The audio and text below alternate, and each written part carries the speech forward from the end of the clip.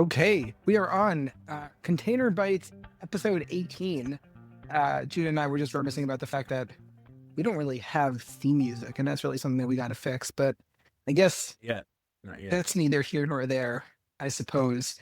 Um, you know what? Instead of theme songs, let's talk about the weather, right? Like there was a huge mess last week in Europe, and then the week before that in the United States. How is the weather impacting global freight today? Yeah. So it's really kind of both sides of the Atlantic or the North Atlantic.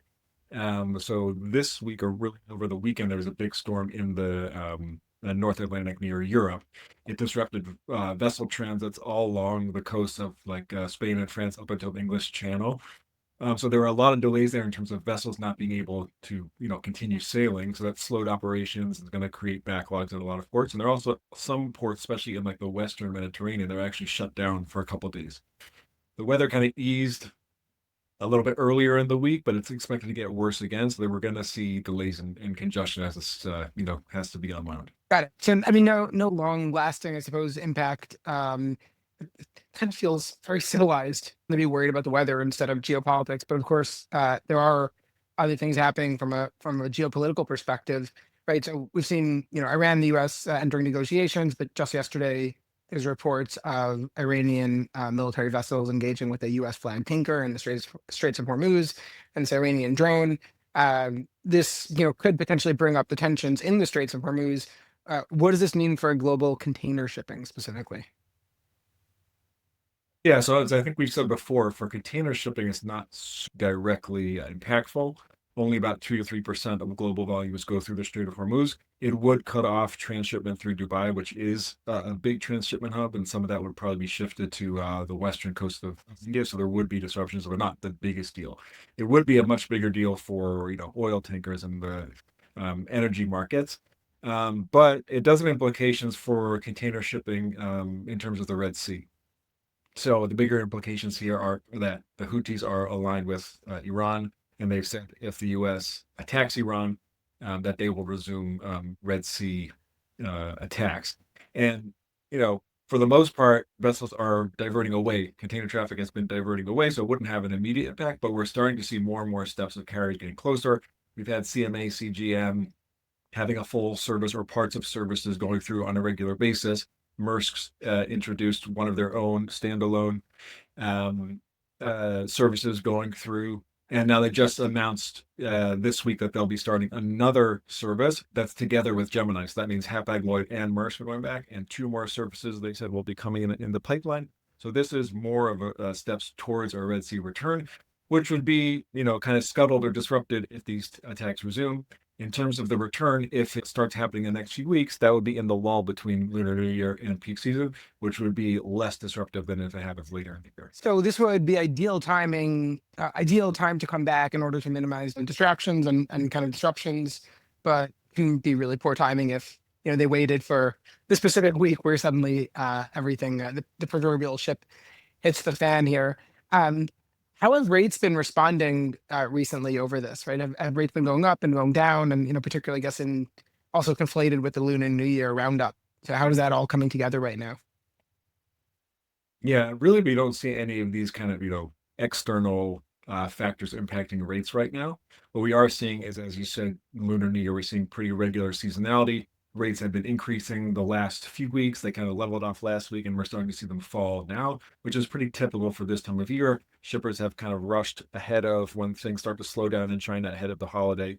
And so now we're seeing rates come down. They're down below $2,000 per container on the Transpacific to the West Coast, which is its lowest since December. But this is pretty And that typical for that this was time of also a year. pretty We are dramatic seeing, drop, right? That was like, I mean, just looking at FBX, that's like a 10% drop, which is pretty dramatic.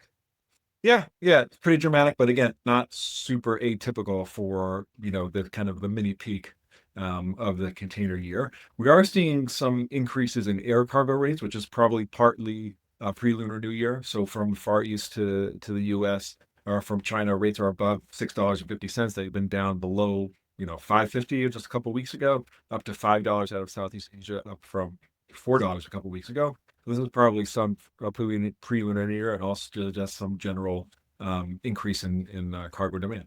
I think the main takeaway that this is painting for me right now is not a particularly bad time to be importing, right? If you have the cargo, rates are relatively low. Seems like there's relatively few. There's potential disruptions looming, but aren't there always? So pretty good time to ship right now. If you look back, even a month ago to when we had published this report of kind of like what your outlook is for 2026, of conflated with overcapacity as well. Is this kind of where you expected we would be? Were you expecting more volatility? How does this meet what your expectations were? Yeah, I think the baseline was we'd see lower rates year on year, which is what we're seeing because of capacity, as you said. And if everything else stayed equal, we see a return to seasonality. And so far, that is what we're seeing because we haven't had any kind of direct external disruptions to freight just yet. But as we saw, there's a lot of uncertainties. There's trade war.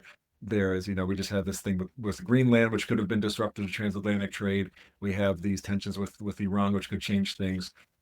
So far, no, but that was kind of the anticipation was that we would see a return to seasonal flows unless we have another of these kind of external shocks Or a huge Super Bowl upset? or more than one. I guess Super Bowl maybe a little less. Fantastic. Let's hope for another, hopefully fairly boring week. I guess, one last question, just to round this up with. I think something that popped up for me was India reaching an agreement in terms of tariffs. Anything else on the tariff economic trade war front that's important for people to know? Yeah, so that was the big one in terms of the U.S., that the U.S. and India have announced an agreement. There's no executive order or, any actual official change up. An agreement was announced that would reduce tariffs on India from 50%, where they've been since I think about August, down to 18%. And so that will probably cause a rebound in volumes. We've seen a decrease in volumes for lots of types of goods, India to the U.S. over that period. We also had more tariff threats. So President Trump signed an executive order which would enable the U.S. to impose tariffs on countries selling oil to Cuba. It doesn't set the tariff level, but it kind of allows that to happen if they if desire. And Trump also threatened tariffs on the Canadian aviation manufacturing for other reasons. But interesting, we're also seeing increases in trade deals and increases in talks between other countries other than the U.S. So as countries are kind of looking to diversify away from over-reliance in the U.S., there was a big free trade agreement signed between the EU and India, which was a long time in the works, but still finalized now. Also an agreement between the EU and a group of South American countries. And more reports of countries, especially countries in Europe, increasing talks or exploring close relations with China. So this is kind of another impact of the trade war is, not just what the tariff levels are between the U.S. and other trading partners, but we've seen this diversification continue. Awesome. All right. Well, thanks, Jude. Appreciate it. Have an awesome week. Thank you. I'm looking forward to our theme music. Da-na-na-na-na. I'll get back to the drawing board on that.